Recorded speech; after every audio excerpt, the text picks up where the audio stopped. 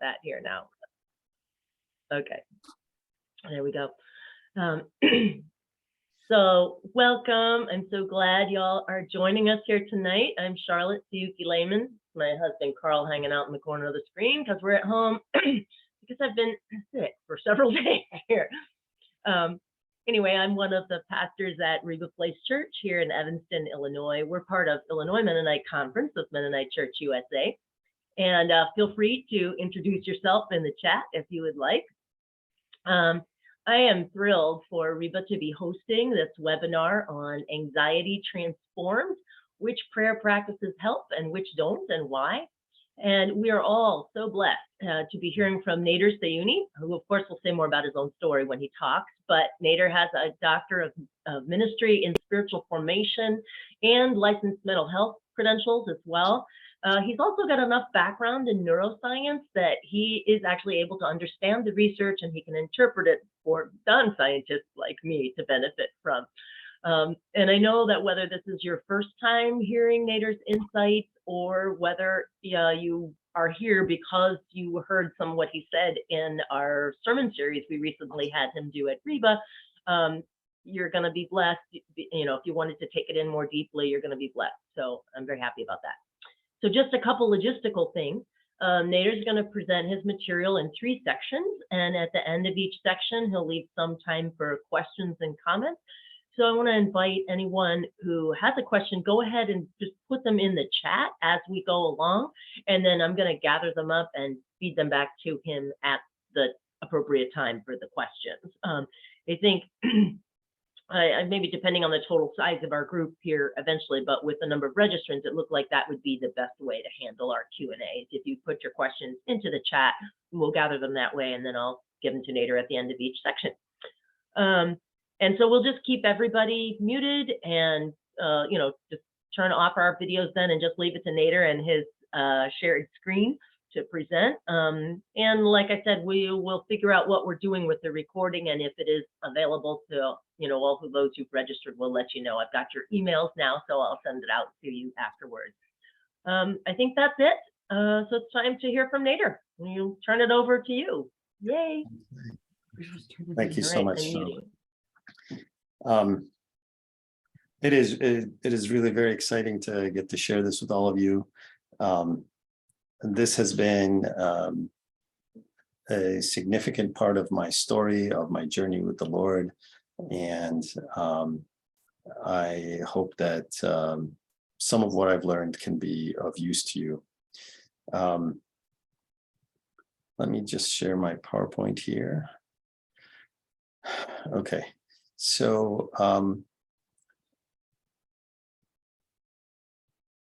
let's start with just like a little bit about anxiety in general. So in general, anxiety affects roughly 1 in 5 people in the US at any given time. And we're not talking about somebody just feeling a little bit anxious. We're talking about actual anxiety disorder level anxiety. And so really, if you think around you, 10 people that you know, 2 of them are probably dealing with some significant anxiety at any given point.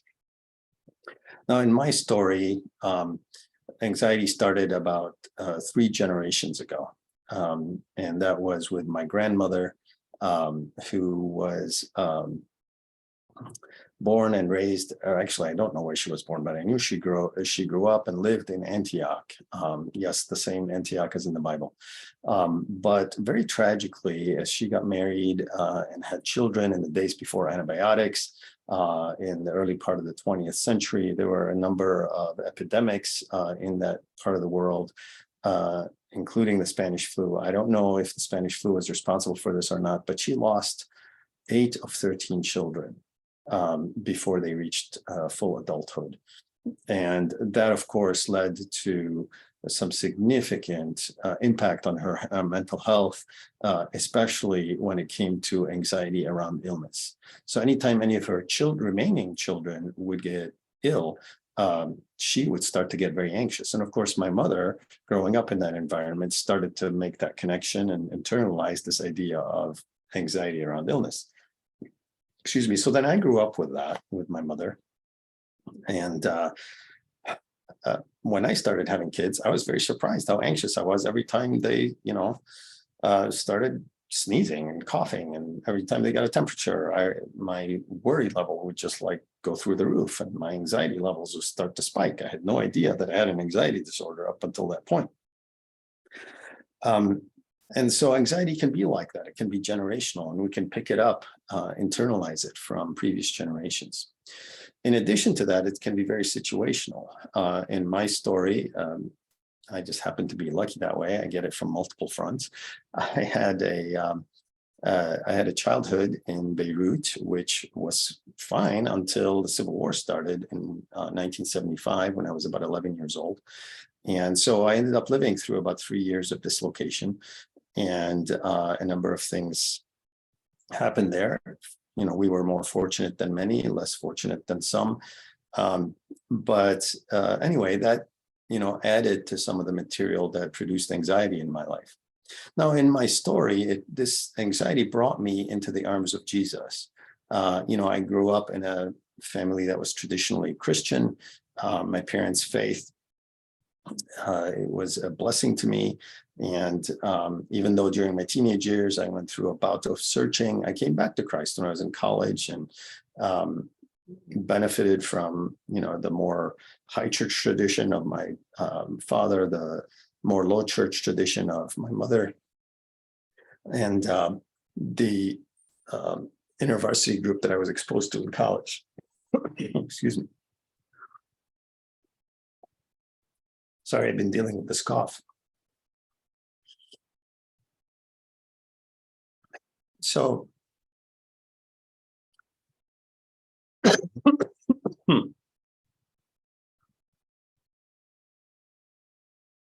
as I came back into the arms of Jesus, if you will, anxiety was like a propelling force in that direction. And one of the things was that I started to notice that some forms of prayer seemed to help with anxiety, and others didn't. It seemed even that some forms of prayer got in the way and made anxiety even worse. And so I ended up going on this journey, and ended up writing this book that you see on the screen here. It's available on Amazon if you're interested, but the essentials of the material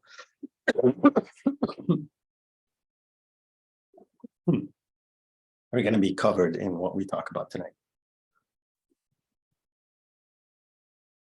So I look at anxiety, as I mentioned, from my own story and from my doctoral work in spiritual formation, as well as what I've learned as a psychotherapist, and from my own work in therapy, as well as some of the background that I have in neuroscience. Back when I was an undergrad a million years ago, when I was a senior, this professor at Northwestern's medical school took me under his wing. He was a professor of neuroscience, and he gave me a full ride to get my master's degree. And of course, when somebody gives you a full ride, you do the research that they ask you to do. So even though I didn't have a particular interest in neuroscience at the time, God seemed to have an idea that this is what he wanted me to do later on. So I spent a couple of years doing research on brain control of eye movements, and that seems to have given me a little bit of background to understand some of the stuff that we're dealing with nowadays in terms of a lot of the new discoveries around anxiety and the brain. So the book itself is broken into three parts, and that's the same structure that we're going to use today. The first part is what I call first aid, dealing with anxiety in the moment. What is it that we do in prayer in the moment that can help us to experience fruit, not only psychologically, but also spiritually? And you'll notice that the formulas that I give here are not candy. This is not easy stuff. Dealing with anxiety is hard business. And so this is challenging spirituality. And I think rightly so, because when we're dealing with anxiety, we're dealing with some of the deeper issues of faith. The second arena that we're going to look at is root causes. And I call that the OR, the surgery. When we look at the root causes of the anxiety, we're usually talking about trauma. And so going to the root causes in prayer and dealing with it is going to be the second part that we're going to look at. And then the third part is physical therapy or wellness. As I get older, I'm noticing that, if I have an injury and I do the physical therapy after the injury, I don't just get to stop after 6 months. It seems like I have to just do it on a continuing basis just to stay healthy. And so my stretching routine in the morning just keeps extending.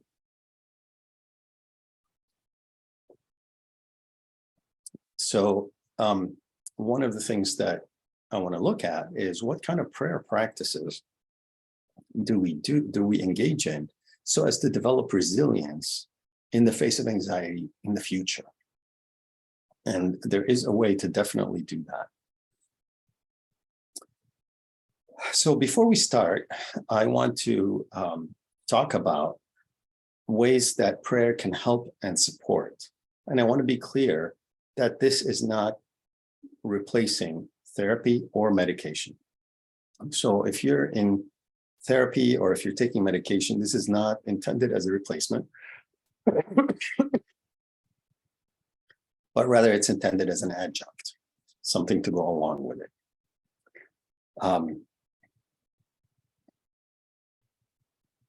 So let's get started with the first part.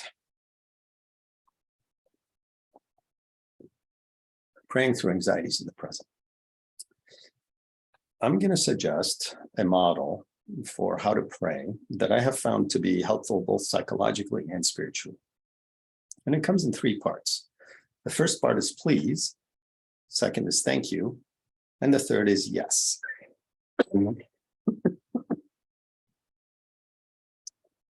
So let's start by looking at what feeds anxiety and what makes it worse. Generally, there are 2 poisons when it comes to anxiety. And when I do therapy for anxiety, I start by looking and seeing what are the 2 poisons that people are taking. So before we start looking at root causes, we want to see what the person is doing that is actually helping to keep anxiety in place. Avoidance and reassurance seeking are both behaviors that make anxiety feel in the short run like it's better. It gives us temporary relief. But in the long run, it actually increases the anxiety. And the reason for that is because anxiety is really centered in a small walnut-shaped piece of the brain called the amygdala. There's 2 of them. There's one on each side. They're in about the middle of the head. And the amygdala does not sit in the adult thinking brain, which is the left prefrontal cortex up here. So it's quite a bit of a distance from here to the middle of the head. And to be sure, they do communicate, and they're usually on the same page. But with anxiety disorders, they get out of sync. And so what your adult thinking brain is saying does not succeed in telling the amygdala to calm down. That's why you can be afraid of something, realize that you're being ridiculous being afraid, and yet you're terrified, right? If I'm at the top of there's a Sears Tower in downtown Chicago. I don't know what it's called now. They keep changing the name, but they have this ledge that you can go off, step out on, and it's got like a clear glass that you can look down, and there's no way I'm doing that. Of course, I know logically that it's going to be safe and nothing's going to happen to me, but I'm terrified of heights. There's no way I'm doing that. That's not fun for me. And my left prefrontal cortex is not succeeding in convincing my amygdala that there's nothing to be afraid of. So anxiety treatments usually involve doing the opposite of avoidance and reassurance seeking. It's some kind of exposure of some type to the thing that we're most afraid of.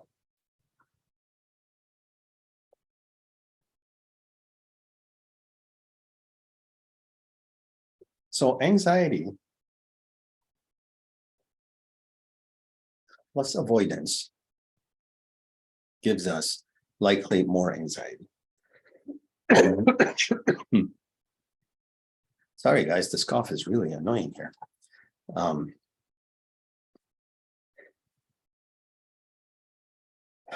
The corollary to that, and it's a very similar thing, is anxiety plus reassurance seeking also leads to more anxiety. So reassurance seeking is a little bit like somebody who is in the middle of a relationship where they're insecure. And they're constantly asking their partner, do you love me? Do you love me? Do you love me? Every time there's a little bit of a fight or every time there's a little bit of an argument, they feel very anxious about the relationship. And they have a fear of abandonment. And so every time they keep asking, do you love me? What's happening is the amygdala is getting the signal, there's something to be worried about here. Anytime somebody avoids something that they're afraid of, the amygdala is getting the signal, there's something to be afraid of here. So even though the thinking brain knows that that's not what's going on, and it does get some temporary relief, what is conditioning the amygdala to do is to think that there really is something to be afraid of. So that's why anxiety is not best served by avoidance and reassurance seeking. Now, anxiety plus some level of exposure to the thing that we're afraid of will give us likely less anxiety. So let's take a little bit of an example. Actually, before I go to the next slide, let me just give you a couple of examples from my life. So I have a friend who knows about some of my anxieties, and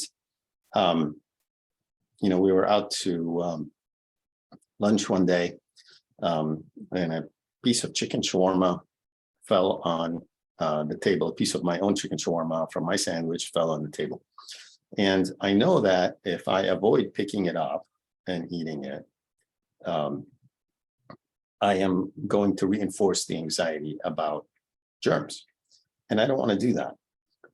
At the same time, I don't want to pick up germs unnecessarily. And so what I did is what I do often is get the opinion of somebody I trust. And I said to my friend Dale, hey, do you think it's safe for me to eat this? And he goes, yeah, this is a pretty clean, tablecloth or whatever it was. And I think you're safe. So I tried not to hesitate and grabbed it, stuck it in my mouth. I survived. And acts like that, where I try to push myself to not give in to the anxiety, helps me to kind of keep some of it at bay. My friend Dale's sister actually has picked up on this. He told her my approach, and she has a problem with doing yoga on hotel floors. And I have her permission to share this story, by the way. And she said that she remembers what I tell Dale about it. And so she used to take a bunch of towels and put them on the floor of the hotel room before she would do yoga. And she stopped doing that. And, she would just kind of push herself to do it. And she's kind of taking that medicine, if you will. The same is true with reassurance seeking. I can tell you more. Oh, I'll tell you a reassurance seeking story. So I was many years ago when the first smartphones were Blackberries. I used to have a Blackberry issued by the corporation I worked for. And I'm standing at the men's urinal in the bathroom, and it was in a holder on my belt, and it somehow wasn't secure in the holder, and it fell down, face down, right next to the men's urinal. Gross, right? Well, I couldn't just forget about it because it didn't belong to me. So I grabbed some towels, picked it up, paper towels, picked it up, took it to my desk, laid it down on the operating room table, and proceeded to get a bunch of alcohol wipes and wipe it as well as I could. After, I don't know, 4 or 5 wipe downs, I still couldn't get myself to pick it up and put it to my face. Called my friend Dale again. He said, Dale, I keep doing reassurance seeking. I keep wanting to wipe more and more and more. I want to be reassured that this thing is going to be safe. And so he asked me how many times well, actually, first he said, ew, that's gross. Then he said, how many times have we rubbed it down? I told him, I don't know, 4 or 5. He goes, I think that's enough. I think you're safe. So once again, somebody's, kind of impartial opinion, somebody whose wisdom I trust, who cares about me. Well, like, okay, I'm going to do it. Took the phone before I could hesitate too much, stuck it to my face. And guess what? I survived. So that's another example here of how to not feed the anxiety. So let's take a typical anxiety scenario for a fictional person called Mark. And Mark is having some anxiety that I see a lot in clients, is that they get anxious about work. And let's just say hypothetically that Mark is preparing a presentation and he keeps procrastinating. What is procrastinating? First of all, it's avoidance. He's avoiding working on the presentation. It's probably something, where he's afraid of what it's going to look like in front of people. And so that's an indicator of social anxiety. Usually performance, being anxious about performance is one of the variables that's used to diagnose social anxiety. People can be complete extroverts and really enjoy parties and so on, but yet if they have performance anxiety, it's labeled social anxiety. Don't ask me why, it is. That's what the book says. And so that kind of performance anxiety, that kind of social anxiety, when he's giving into it, when he is continuing to postpone working on it, continuing to procrastinate, what's it telling his amygdala? There's something to be afraid of here. So his anxiety is starting to go up. And so what does he do? He takes a break. And when he takes the break, you can guess 90% of the time he's going to go to social media.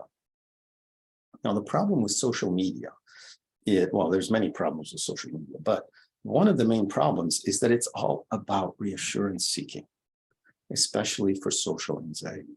We're looking to see how many likes our last post got, how many shares, how that compare with my friends' last posts and how they are doing, how many friends do I have, etc. Right? That kind of reassurance seeking is going to make me more socially anxious, not less, right? So we've got 2 strikes now. We're first of all procrastinating, so there's the avoidance, and then second, we're doing reassurance seeking. So then let's talk a little bit about what's happening in the brain in terms of neurotransmitters. Dopamine is a neurotransmitter. That's a chemical in the brain that helps to connect signals from one cell to the next, from one neuron to the next. Dopamine is not just about pleasure. It is about pleasure, yes, but it's also involved in motivation. It's in the motivation to seek pleasure. Well, as we pursue small pleasures online, as I'm scrolling through my social media posts, I'm getting little dopamine hits. Or as I'm scrolling through TikToks, looking at one video after the next, I'm getting little teeny dopamine hits. After a while, these little teeny dopamine hits, they start to get my brain soaking in dopamine. Now you would think, well, more dopamine, therefore more motivation, right? Not quite. We wish that were true. It's not the case at all. The brain gets desensitized to the dopamine. And when it gets desensitized to the dopamine, it needs even more. And so what used to take a small amount of motivation to happen to get me to do something, if I have normal dopamine levels, that's on the left-hand side. This very same task is going to now require a lot more motivation on the right-hand side. So I take a task A, let's say, I don't know, putting away my laundry. I'm less motivated to do that after an hour on social media than before I spent that hour, or whatever the percentage is. Now, one time I was giving this talk to a college group, and the main thing they were interested in is how many minutes can I get away with. And what I said to the group, I would continue to say is experiment and see what works for you and what doesn't. So how does that relate to anxiety? Well, I find that in a lot of the work that I do with people to get them to do exposure therapy, or even to get them to look at the root causes of their pain or whatever, it requires motivation. One of the people who was training me on how to do exposure therapy treatments, she said that the people that she sees that do the best with exposure therapies are people who are athletes, because they're motivated to compete. So they find the anxiety something that they compete against. So that motivation, it takes a lot of motivation to do something as hard as facing your anxiety. It takes a lot of motivation. And so more motivation is needed to stop avoiding. More motivation is needed to stop reassurance seeking. And instead, what I'm doing during my break by going on social media is reducing my motivation. And so Mark, our fictional Mark, is stuck in an anxiety cycle, right? He's anxious, so he takes a break. Well, the break ends up making him more anxious. So he comes back thinking he might be refreshed, looks at the stuff, and it looks even scarier than it did before he went on break. And so I've known people to get stuck for days trying to get something done that should have been done in 1 or 2 hours. So let's look a little bit at a spiritual model for what that might look like from Scripture. The model that I'm going to focus on is one that we see in both Jesus and Paul's response in in what they were facing. Jesus was dealing with Gethsemane, looking at the cross coming up. Paul was dealing with his thorn in the flesh. And in both situations, we're finding that the number one thing that they did, the very first step, is they asked for relief. Jesus asked the Father if there was another way. Paul simply asked that the thorn be removed. It's amazing to me how the model is identical, step by step. The second answer was, the second step in the model is that the answer was no. The cross was God's will. And so Jesus heard clearly from God that no, he asked God for another way. And the answer was no, there isn't another way. Paul heard that God said to him, my grace is sufficient for you. So the second step was a discernment that the answer is no. The third step is acceptance. Now notice it's not a resignation. It's not a kind of like, oh, well, what am I going to do kind of thing. Rather, Hebrews 12:2 says, for the joy set before him, Jesus endured the cross. For Paul, it says, Paul went on to say he would boast all the more gladly about his weaknesses so that Christ's power may rest in him. So that in both situations, there's a looking forward to the redemption that's coming. Now, each of these steps is important because if we boil down the model, the very first step is asking for relief. That's the please part.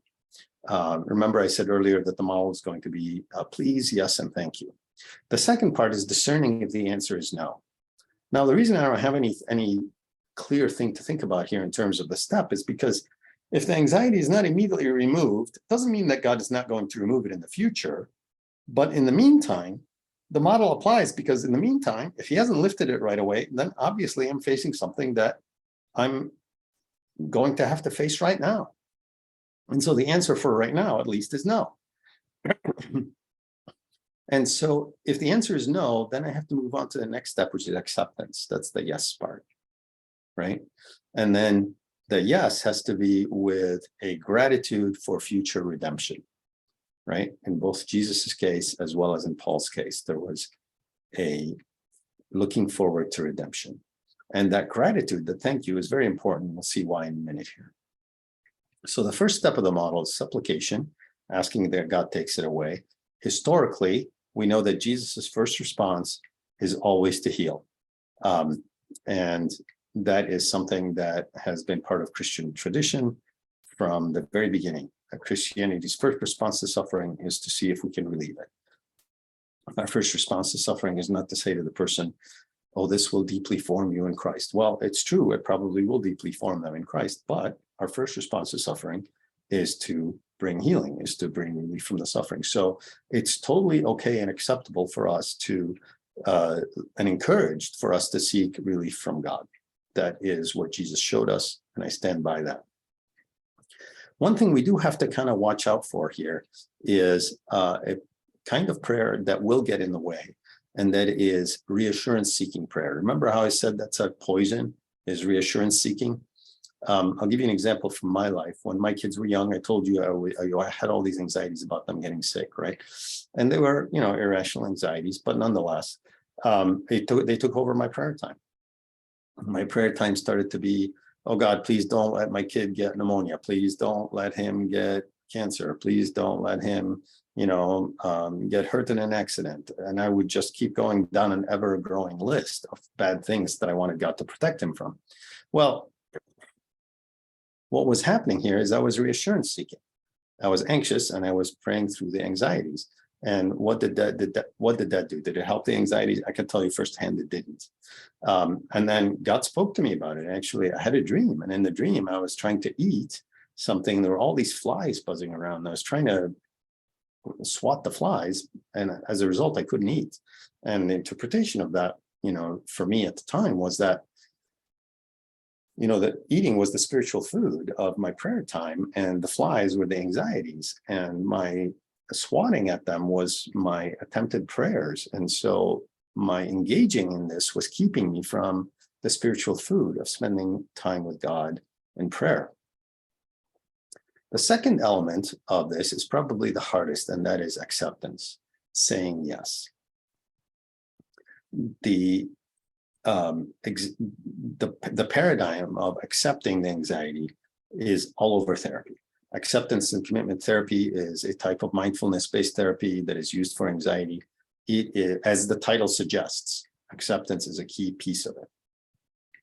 Exposure therapy involves accepting that I have to face this thing, that the only way out is through, right? There was a study done with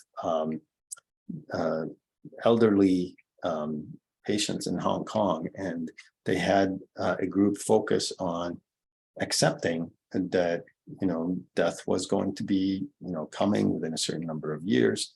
Another group, they told them to just think positive thoughts, and then I think they had a third group do something else. I don't remember. Well, of all three groups, the guys who engaged in acceptance exercises had the most equanimity. In my book, there's a chapter that I title "The Cost of Resisting the Cross." Sometimes exposure therapy involves something that feels like carrying a cross. Certainly for me it did, and it does when I have to face it. And the problem is, though, that resisting that increases anxiety. So there's a cost not only to carrying the cross, there's also a cost to resisting it. And I would argue the cost of resisting it is greater.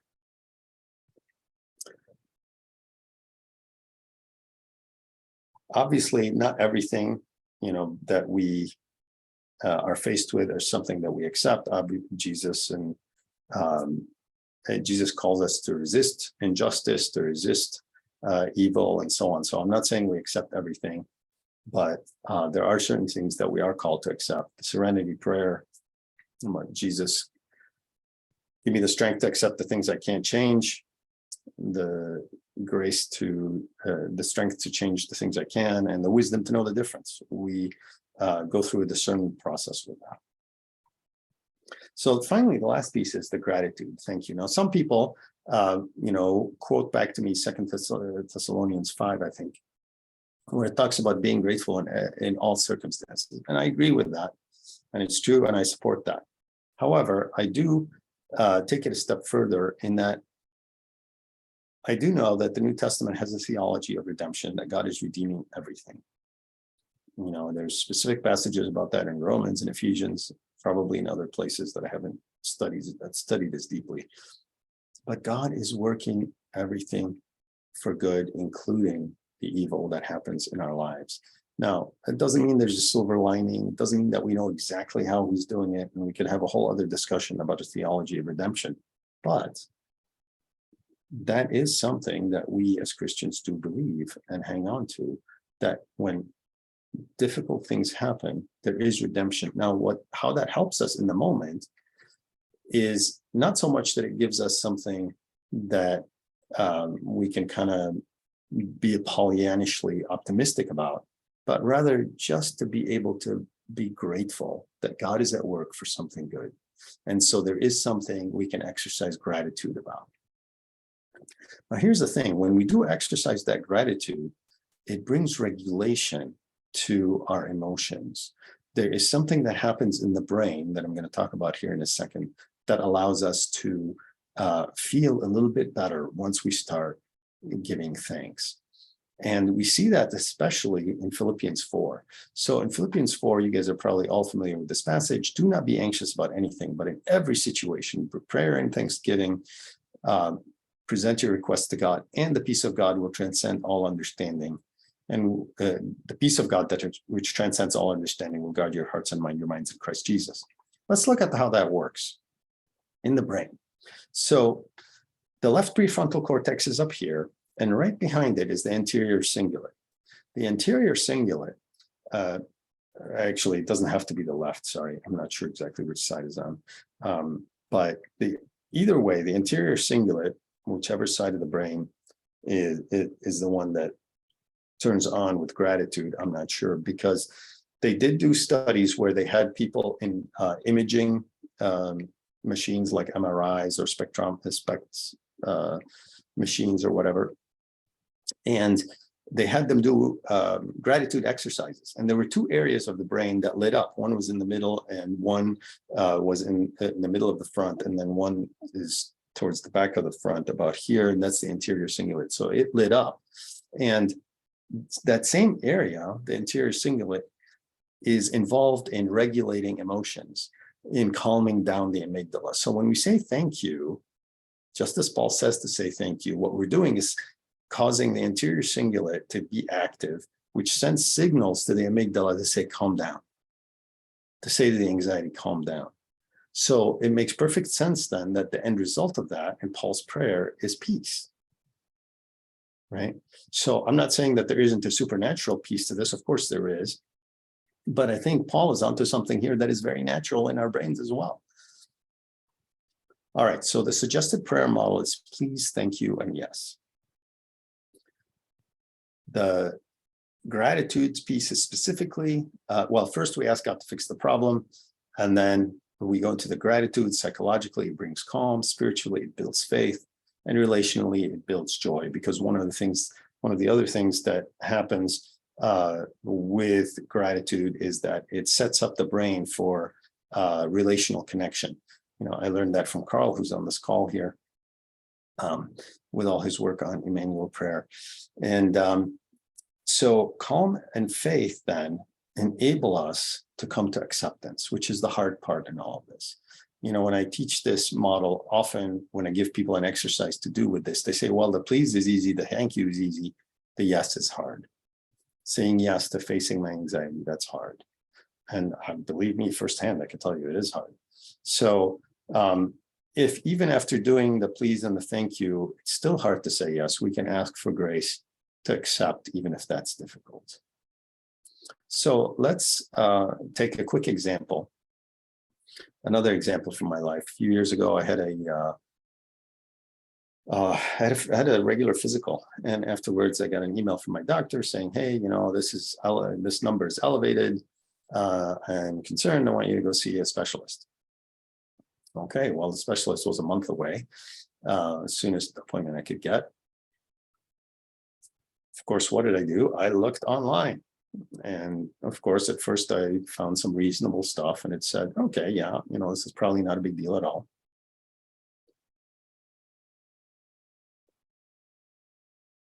And you would think I could have left it there, but no, I went reassurance seeking. And so the week after, I was like, I wonder if I could find some more reassurance. Well, of course, by digging further, I found more things to be anxious about. And so then my anxiety started to go up. So then I prayed this prayer using this model. Something like this: Father, I'm anxious about that lab result. I pray, Lord, that as much suffering as can be taken from me within your will, that you would take it from me. I don't want to have pain in biopsies, surgery, or chemo. Please make the next result normal. So then I moved to the gratitude part, the thank you part.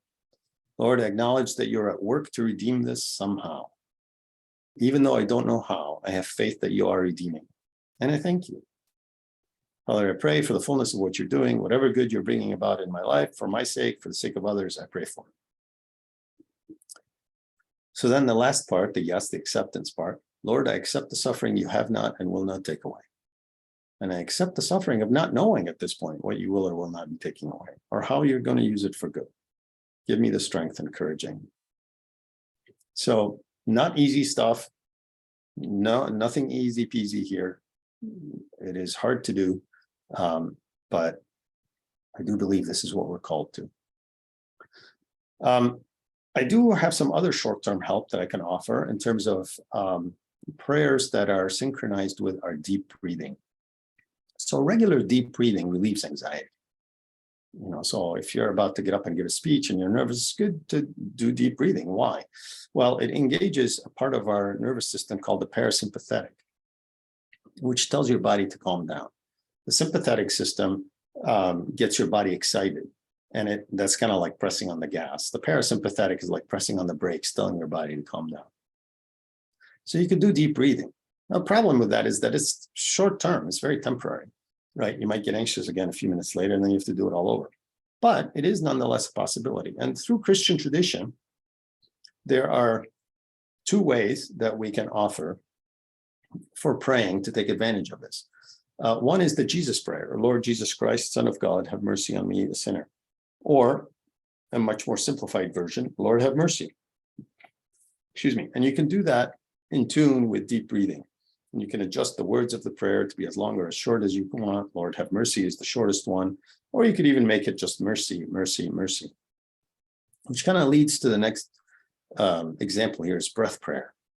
With breath prayer, you can think of what you need from Jesus.